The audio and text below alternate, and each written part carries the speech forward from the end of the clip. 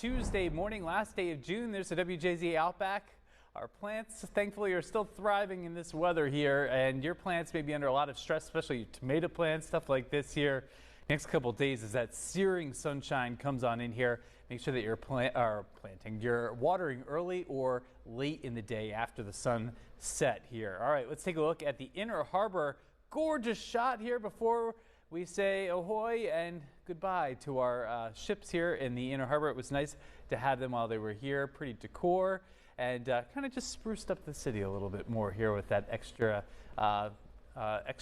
patriotism, if you will, around here with America 250. All right, so let's take a look at what's happening here in terms of your forecast here with sunshine out and about here this morning. We are looking at the last day before the real extreme and really taxing heat on the body builds in. Highs today still hot, around 90. You got to make sure your pets are hydrated, you're hydrated, but the really serious stuff where you can land yourself in trouble if you're not taking those heat precautions. And we do have cooling centers and much more on WJZ.com, so make sure that you check that out for the latest resources available near to you. Severe thunderstorms are going to be an increasing problem here. Isolated on Friday. Saturday evening, I'm concerned about fireworks time. A lot of you are going to be out and about here.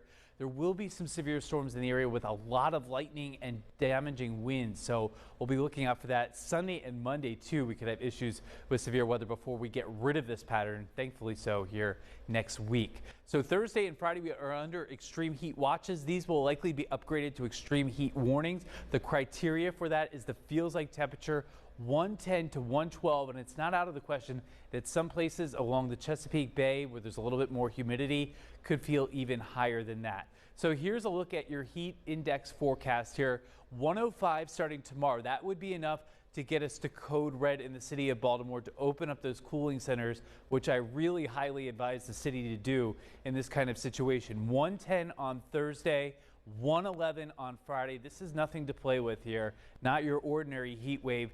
Saturday 107, but remember how many people are going to be about, and then also heat waves get worse the longer they go on, so they're really stressful on the body. So we're not trying to scare you here, but you got to make sure that you have a way to keep cool and that friends, family, and those that are really vulnerable are keeping cool as well. Heat waves are a really dangerous thing.